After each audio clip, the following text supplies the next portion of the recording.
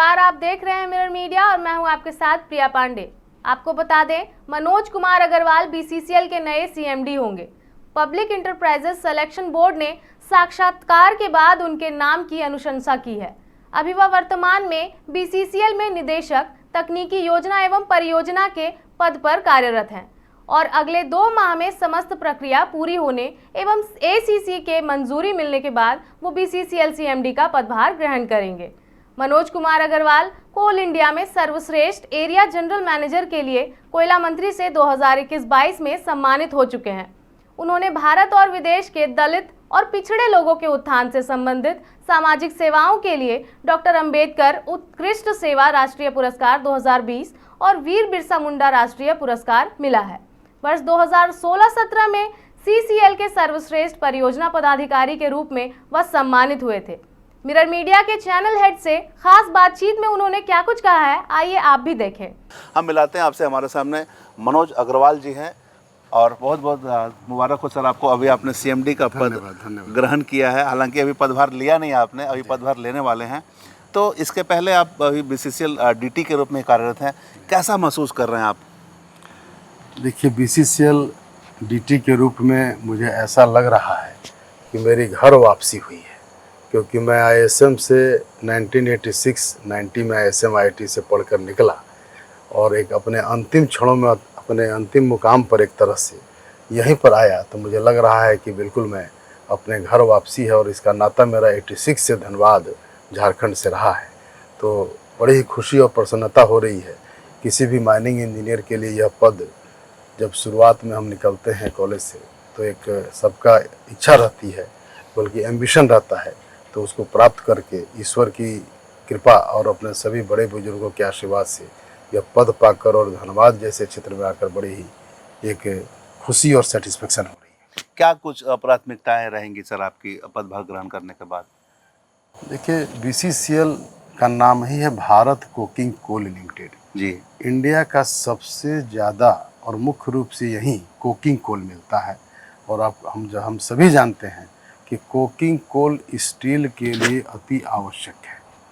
तो coking coal का अधिक से अधिक उत्पादन और उसकी वॉशेबिलिटी, वाशरीज की कैपेसिटी बढ़ाना और अधिक से अधिक कोकिंग कोल का उत्पादन, वास्ट कोल का बनाना और स्टील में सप्लाई करने से हमारे देश की एनर्जी सेक्टर और स्टील के उत्पादन में इससे एक और फ़ायदा होगा कि इंपोर्ट जो हम इतना ज़्यादा कर रहे हैं, इस इंपोर्ट में भी हमारी कटौती होगी और देश का पैसा फॉरेन एक्सचेंज बाहर नहीं जाएगा, हमारी मजबूती होगी। और दूसरी प्राथमिकता, हम सभी उससे वाकिफ़ हैं कि हमारा झरिया मास्टर प्लान, जो कि हमेशा से वर्षों से चल रहा है लेकिन एक इफ़ेक्टिव रूप से भी इम्प्लीमेंट नहीं हो पाया है, अब दूसरा रिवाइज मास्टर प्लान आ रहा है, जिसमें कि हमारे जो टाइटल होल्डर हैं, नॉन टाइटल होल्डर हैं, बीसीसीएल के लोग हैं, एक बहुत अच्छी स्कीम और पैकेज आ रहा है। उसके तहत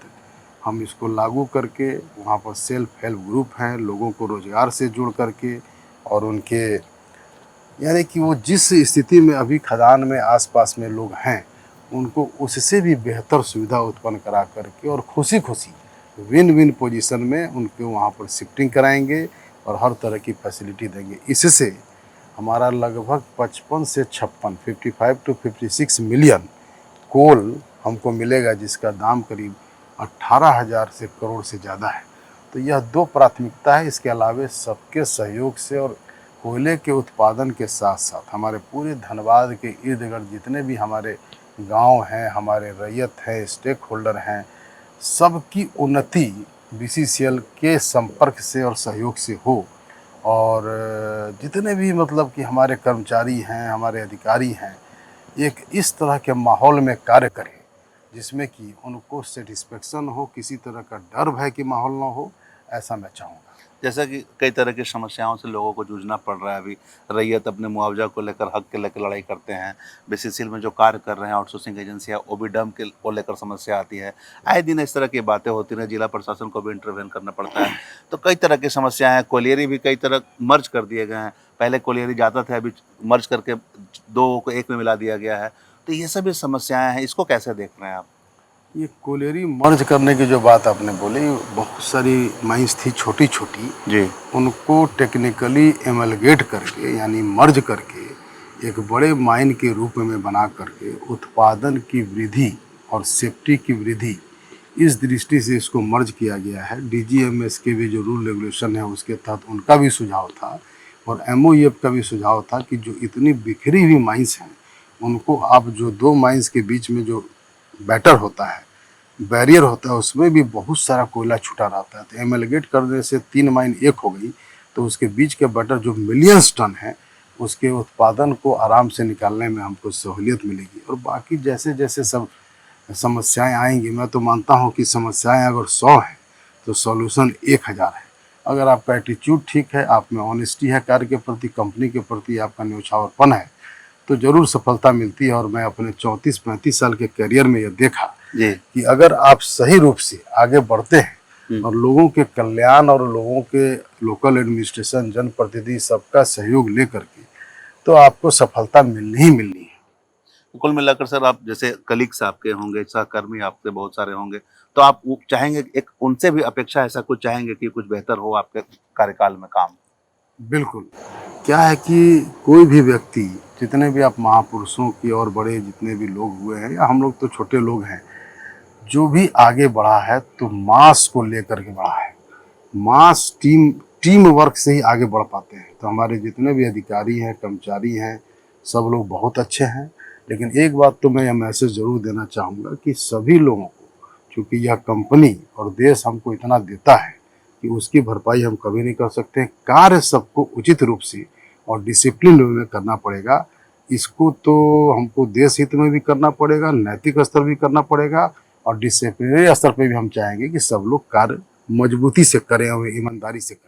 सर, एक समस्या होती है जनरली लोगों में रहता है, जो डाउन द लाइन काम करते हैं उनको लगता है कि नए बॉस आ रहे हैं तो ट्रांसफर पोस्टिंग भी होगी, फिर अपने चहेते को लाएंगे, फिर उनकी भी जगह जगह ट्रांसफर पोस्टिंग हुई। तो आपके साथ क्या कुछ रहेगा? देखिए, बड़ा ही आपने प्रैक्टिकल क्वेश्चन ये पूछा। जी मैं तो 34-35 साल से, और आप हम लोग झारखंड में, अभी मैं धोरी में था, पिपरवार में किया, नक्सल बेल्ट था, इसके अलावा डकरा में किया, रोहनी में किया। तो 12 साल से मैं विभिन्न पदों पर मैनेजर, पीओ, जीएम सभी जगह पे किया। हम तो अपने प्यारे जितने भी हमारे लगभग 32,000 हमारे ये सदस्य हैं, बीसीसीएल के कर्मचारी हैं, हमारे सभी प्यारे हैं। कार्य हमको प्यारा है और जो अच्छा कार्य करेगा वो हमेशा प्यारा बना रहेगा। और किसी के प्रति कोई भेदभाव, ऐसी तो भावना आज तक 35 साल के करियर में नहीं आई। जी और मुझे लगता है कि परम पिता परमेश्वर की मदद से ये और सबके सहयोग से इस स्थिति को हम लोग नहीं आने देंगे। ये मनोज जी हैं और अगस्त में पदभार ग्रहण करेंगे। और जैसा कि इन्होंने अपनी प्राथमिकता गिनाई है, इन्होंने स्पष्ट कहा कि सबके मिलजुली प्रयास से ही बीसीसीएल के उत्पादन को बढ़ाया जाएगा, साथ ही देश में इसका नाम अव्वल दर्जे पर हो, इस लेवल पे भी काम किया जाएगा। देखना होगा धरातल पर कितनी सारी चीज़ों को उतारा जाता है और क्या कुछ आगे होगा। हम तमाम इससे जुड़ी खबरों से लगातार आपको अपडेट करवाते रहेंगे। कैमरामैन संजय के साथ धीरेन्द्र, मिरर मीडिया, धनबाद।